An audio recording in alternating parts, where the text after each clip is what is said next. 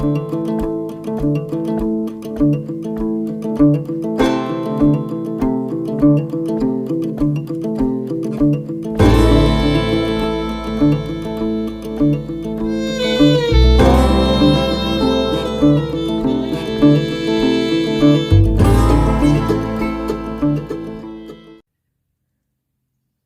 everybody, and welcome to today's episode of Blue Ridge Off Grid. It has been another beautiful day in the North Carolina mountains. I mean, absolutely gorgeous. It's been about 54 degrees here and lots of sun. So again, we've been making a lot of power. We're fully charged on both battery banks, and life has been great. We've been chopping some firewood today and cutting up some round wood. I like to burn round wood because it lasts longer. So just been a great day. One of the things that I want to talk to you guys about today is, and I touched base on it briefly yesterday, was security.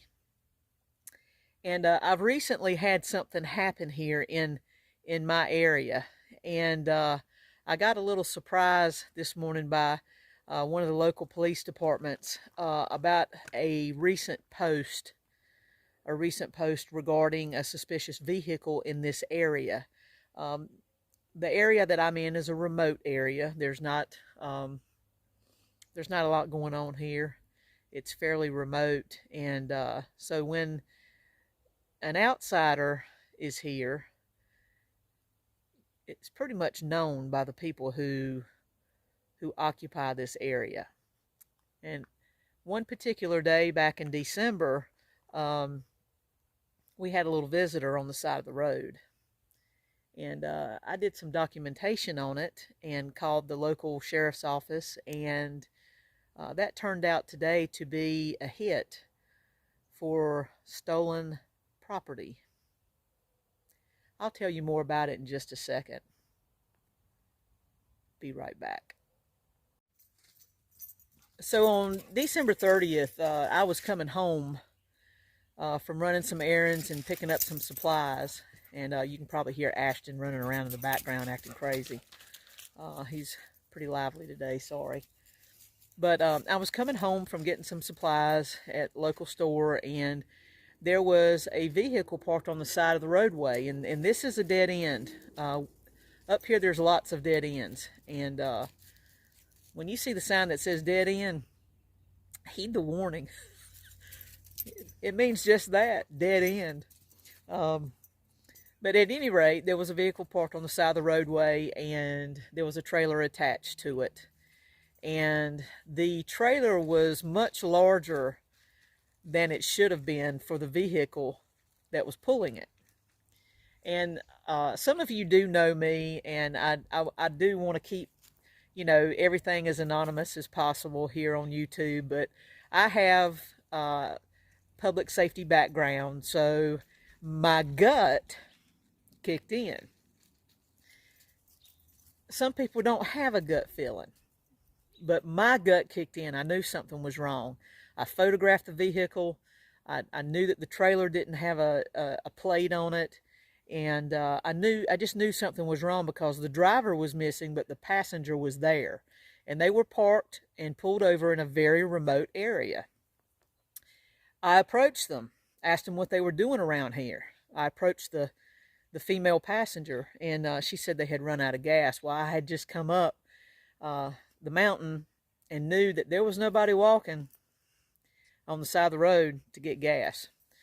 So to make a long story short, a few things were discussed with them, and I knew that something wasn't right. So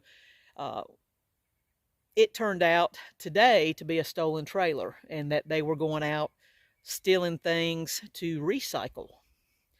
Not only in this area, but in surrounding counties and surrounding areas. So I want to focus today real quick on Facebook. And I know that a lot of you are disgusted with Facebook. I'm disgusted with Facebook too. I have been, because of what we feel is censorship and that sort of thing. But folks, we still have to keep it going. We still have to keep Facebook going, and we have to realize that we have to utilize it to our advantage. And how we can utilize it to our advantage is that particular day that incident happened back in December, I posted on our local community page here in this area of the North Carolina mountains.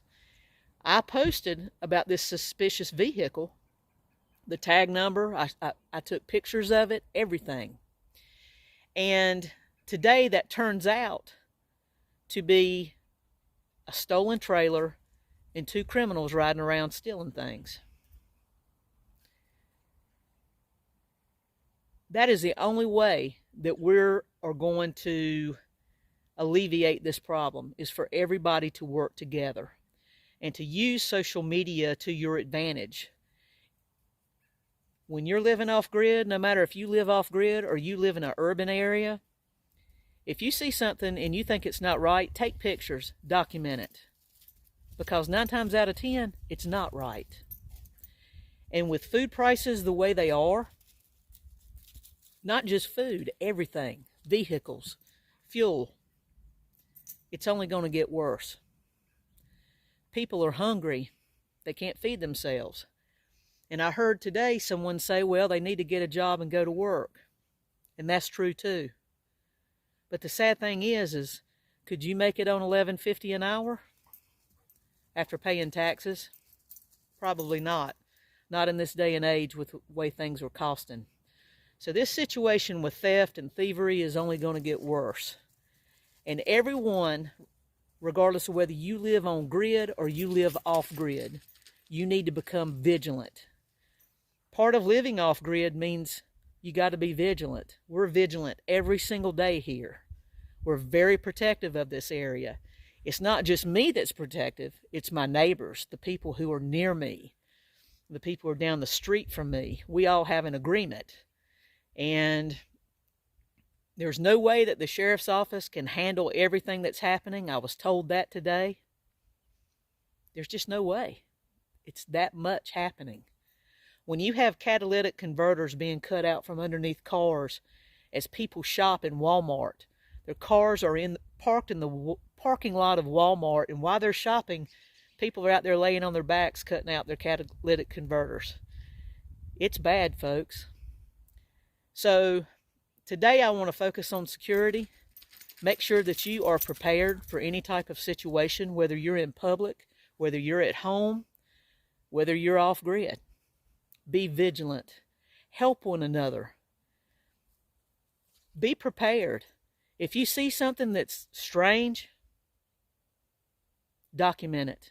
Put it on your Facebook community page. If you don't do anything else on Facebook, be a part of your local community page. Help each other out. That's what it's going to take to get through this difficult time that we're heading into. It's going to get worse. Document and have each other's back. That's what it's about. So if you're off Facebook, get back on. And if the only reason you get back on there is to be a part of your community page so that you can keep a lookout and post community updates or suspicious vehicles, that's a wonderful tool. That's the best thing you can be on there for. Not all the bullshit, excuse my French, that comes with Facebook. Use it as a tool to help each other out, to protect one another, and to document. Document these things, because today, what I did on December 30th turned out to be the real deal. And that's what I'm going to talk to you about today. Even though you live off grid, you still need to be in touch with technology. And you still need to be aware of what's going on around you. Be vigilant, and remember, take care of each other. We'll be right back. The best piece of advice I'm going to give you today, as you proceed forward with creating your off-grid adventure, build your network. Build your network locally, wherever you're creating your safe space or your off-grid space. Build your network. Go out, introduce yourself to the people of your community. Build your network, because that's what it's going to take. Network. One little tidbit of information that I wanted to throw out there real quick was that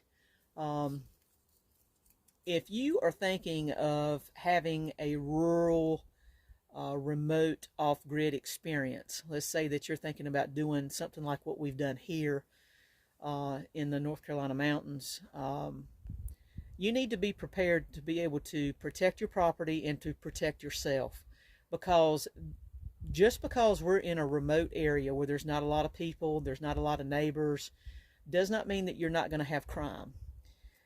As I found out on December 30th and found out today that the information I documented was attributed to a local crime, you know, people ride out looking for things. They ride out looking for opportunity.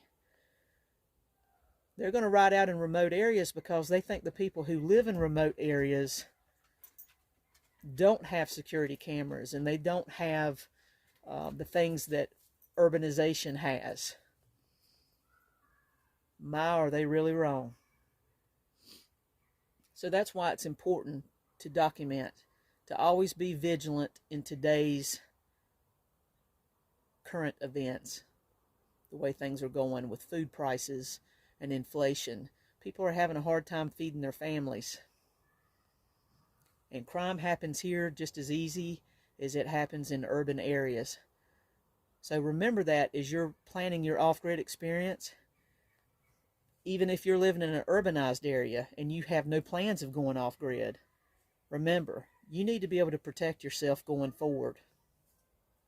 We'll be right back. So I'm going to finish up today with just a couple of quick references. In North Carolina, we have the Castle Doctrine, and we believe in utilizing that here in this area that I live in. If you're not familiar with that, you may want to look it up and read about it. It gives you the right to protect your property by using extreme measures of force. So you might want to look that up if you're in North Carolina and refer to that. So again, when you're creating an off-grid experience, whether you want to live on it full-time or you want to live on it part-time, security is important. And knowing your neighbors and the people who live down the street from you, the people who live a couple streets over from you, that's important. You need to get out and meet people and create a network. Most communities have Facebook pages. I don't know too many that don't. And those Facebook pages should be utilized for protection and protective purposes. They should be used to communicate awareness of potential threats that may be, lurking around you. Obviously, we had one here. It turned out to be the real deal today. And not only did it turn out to be the real deal here, it turned out to be just a complete mess in other counties close to me, as these people are wreaking havoc, stealing things, both to recycle and trailers and stuff in order to get money. So again, you see something weird, you see something suspicious, document it. Look closely. Create a mental picture. And then make notes. Put it on your community Facebook page and take care of yourself and take care of your neighbors. That's what it's going to take to get through the difficult times that we're approaching. That's both on-grid and off-grid. We all know that there's a worker shortage. That worker shortage has extended to public safety. I know that for a fact. It's definitely extended to public safety. Our public safety officials and workers are struggling as well. And we need to be all doing our part, all of us doing our part to help one another. God bless. Thank you for visiting us today on Blue Ridge Off Grid. We're grateful that you joined us. If you would, give me a like, a thumbs up. Please like, share, and subscribe. Sharing is really important as well. And if you would subscribe directly from our YouTube channel, that would be wonderful. This video is posted both on Facebook and YouTube. And if you would, please like us directly from the YouTube channel. That really helps us as we move forward in building our audience. Thank you again. God bless. Remember, be kind, take care of one another, and we will see you soon again on Blue Ridge Off Grid.